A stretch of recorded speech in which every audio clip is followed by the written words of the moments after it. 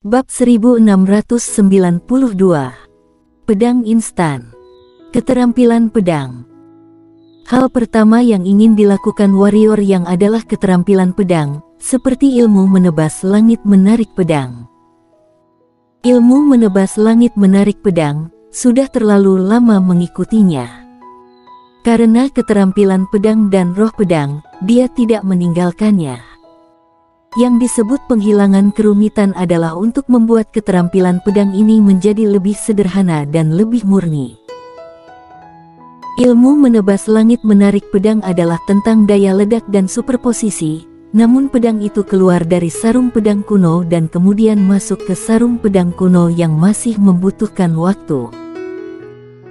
Apa yang dilakukan warrior yang sekarang adalah menghilangkan tindakan rumit ini, yaitu pedang tidak disarungkan, tetapi dihamparkan secara langsung.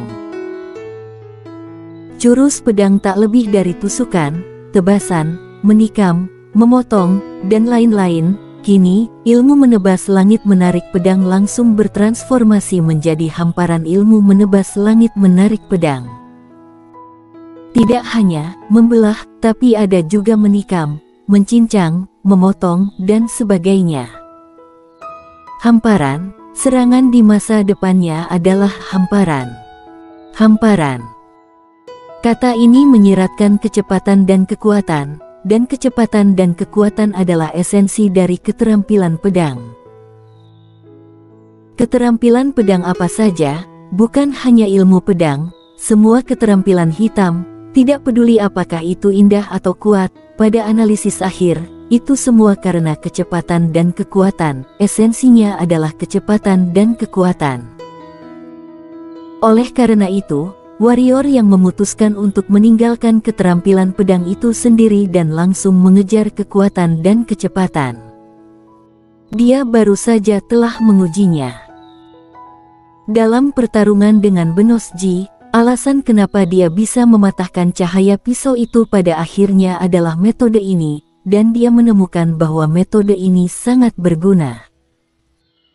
Tetapi untuk melakukan ini, masih sangat sulit. Hamparan pedang memiliki persyaratan yang sangat tinggi pada kekuatan dan kecepatannya sendiri. Kalian harus tahu, pedang tanpa hamparan bisa sangat cepat, tetapi pedang dengan hamparan, karena dihampar, maka menjadi lebih lambat. Dan yang harus dia lakukan sekarang adalah berlatih keras, dan membiarkannya melatih kesenjangan kecepatan antara yang terdapat hamparan dengan yang tidak terdapat hamparan. Tidak ada jalan pintas dalam kultivasi, jika ingin menyederhanakan kerumitan, maka hanya bisa berlatih, dan berlatih sampai mati. Ini sangat menyakitkan, dan bahkan lebih menyakitkan ketika dia hanya bisa menggunakan tangan kirinya sekarang. Dia hanya menusuk, memotong, menikam, dan mencincang, tetapi setiap serangan setara dengan 20 pedang yang dihamparkan. Setelah beberapa kali latihan, tangan kirinya benar-benar kehilangan kesadaran, tetapi untungnya, masih ada energi ungu kosmik. Karena energi ungu kosmik, dia dapat berlatih dengan intensitas tinggi tanpa ragu-ragu. Latihan ini memakan waktu sangat lama. Warrior yang telah berlatih selama hampir 5 bulan, tentu saja, jika menghitungnya dari dunia luar, itu hanya dapat dihitung sebagai 15 hari. Selama 5 bulan, warrior yang tidak melakukan apa-apa, setiap hari, dia terus mengulangi beberapa keterampilan dasar pedang, seperti menusuk, menikam, menebas, memotong, bahkan tanpa tidur. Dia mengayunkan setidaknya puluhan ribu pedang sehari, dan berlatih sampai lengannya kehilangan kesadaran. Karena energi ungu kosmik, lengannya akan diperbaiki setelah kehilangan kesadaran, tetapi ini baru permulaan. Pada akhirnya, karena berlatih terlalu gila, kecepatan pemulihan energi ungu kosmik tidak bisa mengimbangi lukanya. Ini membuatnya terkadang harus berhenti. Apakah menyakitkan? Itu sangat menyakitkan, karena ketika dia berlatih, tidak hanya lengannya, tetapi seluruh tubuhnya tegang, dan dia sangat sangat lelah. Namun, dia memang ingin lelah. Tidak ada jalan pintas dalam kultivasi. Jika ingin menjadi lebih kuat, maka hanya bisa lelah. Kenyamanan adalah untuk orang mati. 2 bulan lagi telah berlalu. Warrior yang akhirnya berhenti berlatih. Di tengah ruang pelatihan, warrior yang berdiri di tempat sambil memegang pedangnya, matanya sedikit tertutup, seolah-olah dia sedang dalam keadaan konsentrasi. Posisinya ini berlanjut selama sekitar 1/4 jam, dia tiba-tiba membuka matanya. Dengan suara pedang, 10 cahaya pedang muncul di depan warrior yang ke-10 cahaya pedang ini berbentuk horizontal, lurus, dan vertikal, singkatnya, semuanya berbeda bentuk. Warrior yang memperhatikan ke-10 cahaya pedang untuk waktu yang lama, dan sebuah senyum tiba-tiba muncul di sudut mulutnya. Jika 10 cahaya pedang ini tidak dihancurkan oleh kekuatan luar, maka cahaya pedang tersebut tidak akan hilang. Dia mengayunkan 10 kali barusan, dan setiap kalinya dihamparkan dengan setidaknya menjadi 20 pedang, dan dia hanya membutuhkan waktu kurang dari beberapa menit. Beberapa bulan yang lalu, dalam beberapa menit, dia menampilkan ilmu menebas langit menarik pedang paling banyak 2 kali berturut-turut. Dan sekarang, dia bisa melakukannya sebanyak 10 kali. Tidak hanya itu, kekuatan masing-masing pedangnya jauh melebihi aslinya. Kalian harus tahu bahwa dengan berlatih seperti ini setiap hari, kecepatan dan kekuatannya telah meningkat pesat, terutama kekuatan wushuang dan kekuatan fisiknya. Dia dapat mengayunkan 10 tebasan pedang dalam satu tarikan napas. Alasan utamanya adalah kekuatan fisik dan kekuatan wushuangnya yang tak tertandingi. Karena tubuhnya cukup kuat dan kekuatan wushuangnya cukup kuat, ini memungkinkan dia untuk melakukan 10 tebasan pedang dalam satu tarikan napas, tebasan yang dihamparkan. Jika kekuatan Irenean tidak bertambah, dia bukanlah lawannya sekarang. Namun, dia tahu betul bahwa itu tidak mungkin. Kekuatan Irenean sudah sangat kuat, dan sekarang leluhur keluarga Wu, Mukmin Wu, datang untuk membimbingnya. Tak perlu dikatakan, kekuatan Irenean pasti telah mengalami transformasi kualitatif. Tentu saja, ini adalah hal yang baik untuknya. Warrior yang tidak meninggalkan pagoda Hongmeng, karena dia masih memiliki banyak hal yang harus dilakukan, seperti menyederhanakan hukum. Dia memiliki hukum kecepatan, hukum kegelapan, hukum ruang hampa, hukum waktu, dan hukum kematian. Di antara kelima hukum tersebut, kecuali hukum kegelapan, pada dasarnya dia tidak pernah menggunakan keempat hukum lainnya. Alasan kenapa tidak menggunakannya adalah karena kecuali hukum kegelapan, keempat hukum lainnya tidak banyak berpengaruh. Di masa lalu, warrior yang berpikir itu tidak berguna, tetapi sekarang, dia menemukan bahwa itu bukannya tidak berguna, tetapi dia yang mengabaikannya. Sama seperti hukum kegelapan, setelah hukum kegelapan dibangkitkan, kekuatannya benar-benar berbeda. Tidak ada hukum yang tidak bisa dilakukan, dan tidak ada jurus pedang yang tidak bisa dilakukan, hanya ada orang yang tidak bisa melakukannya. Kecuali hukum kematian dan hukum waktu, ketiga hukum lainnya semua dia pahami dengan menyalin dari orang lain dengan domain pedang, tetapi setelah menyalinnya, dia tidak pernah berlatih sendiri, dan merasakannya dengan menggunakan hati. Apapun perlu belajar keras untuk mendapatkan hasil yang lebih baik.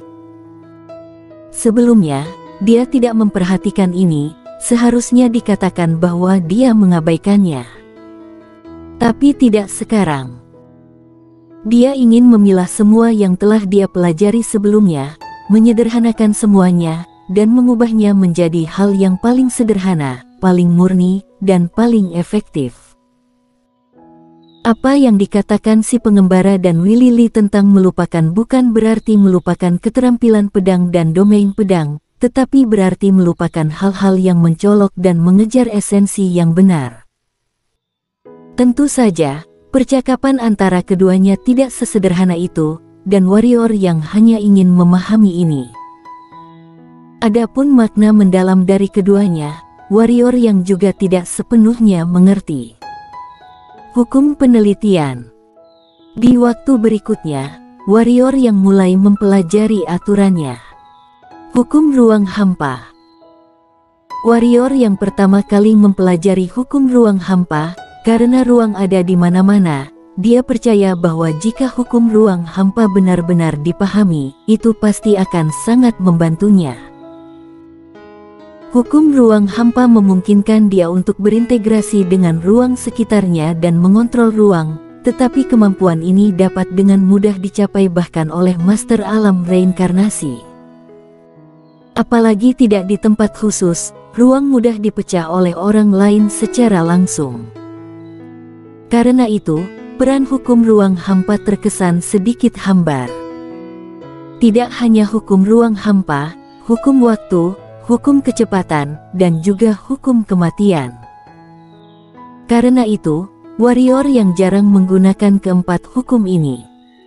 Apakah keempat hukum ini benar-benar hambar? Di masa lalu, warrior yang merasa seperti itu, tetapi sekarang, dia tidak merasakannya lagi. Bukan karena keempat hukum itu hambar, tetapi dia yang tidak mempelajarinya dengan baik. Saat mempelajari hukum ruang hampa, warrior yang memanggil Valet, karena pengetahuan Valet tentang ruang lebih tinggi darinya. Rasakanlah.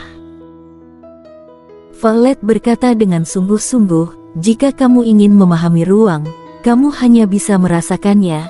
Kita sedang berada di ruang angkasa, kamu dapat merasakan dengan teliti, merasakan segala sesuatu tentangnya, lalu mengendalikan segala sesuatu tentangnya dan memanfaatkan segala sesuatu tentangnya. Yang perlu kamu lakukan adalah bagaimana mengendalikannya dan bagaimana memanfaatkannya dengan lebih baik. Seharusnya ini tidak sulit bagimu. Warrior yang mengangguk, lalu duduk bersila dan mulai memahami hal ini. Ruang ada di mana-mana, karena orang hidup di dalam ruang ini. Tentu saja, ketika kekuatan seseorang mencapai tingkat tertentu, bahkan jika ruangnya rusak, dia tidak akan mati. Dan yang harus dia lakukan sekarang adalah bagaimana memanfaatkan ruang di sekitarnya. Dengan cara ini, 1 hari berlalu, 10 hari kemudian, warrior yang tiba-tiba membuka matanya, dan dia mengayunkan pedang di tangan kirinya.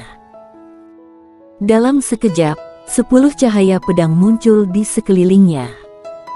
Ini sama seperti sebelumnya, tapi warrior yang merasa senang.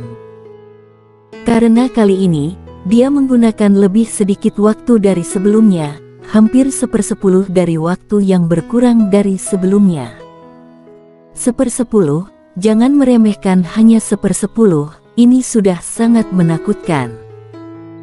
Ini bukanlah intinya adalah dia menemukan bahwa setelah dia merasakan ruang di sekitarnya, ketika dia mengayunkan pedang, dia dapat menggunakan ruang di sekitarnya. Ruang-ruang ini dapat menjadi kekuatan dorongnya dan membuat kecepatan pedangnya menjadi lebih cepat.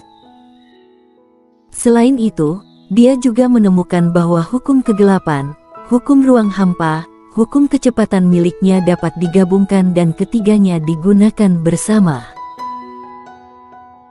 Hukum kegelapan, alasan kenapa dia bisa muncul di belakang orang lain tanpa disadari, sebenarnya tergantung pada perjalanan melalui ruang, dan pada saat bepergian melalui ruang, dia dapat menggunakan hukum ruang hampa. Tidak hanya menggunakan hukum ruang hampa, dia juga bisa menggunakan hukum kecepatan. Tentu saja, masih sulit untuk menampilkan ketiga hukum secara bersamaan. Latihan. Latihan dengan gila. Pada hari pertama, dia berlatih 20.000 kali, hari kedua 30.000 kali, setelah hari ke-10 50.000 kali, setelah 3 bulan. Di lantai pertama pagoda Hongmeng, warrior yang berdiri di atas batu besar dengan mata sedikit tertutup, memegang pedang. 1/4 jam kemudian, warrior yang tiba-tiba membuka matanya. Ribuan meter jauhnya, sebuah pohon besar tiba-tiba terpisah dari tengah. Dalam sekejap, pohon itu layu berkeping-keping. Warrior yang melirik hutan lebat di kejauhan. Di kejauhan, pohon-pohon besar di dalam hutan lebat semuanya terbelah dari tengah, dan belahannya sehalus cermin. Dalam sekejap, semuanya layu menjadi bubuk. Dan warrior yang selalu berdiri di tempat, tidak bergerak. Setelah waktu yang lama, warrior yang menundukkan kepalanya sedikit dan berkata dengan suara rendah, "Pedang ini terbuat dari 5 hukum yang menyatu, dan mendekati ekstrim, hanya di pedangku." Pedang instan. Pedang instan. Bersambung.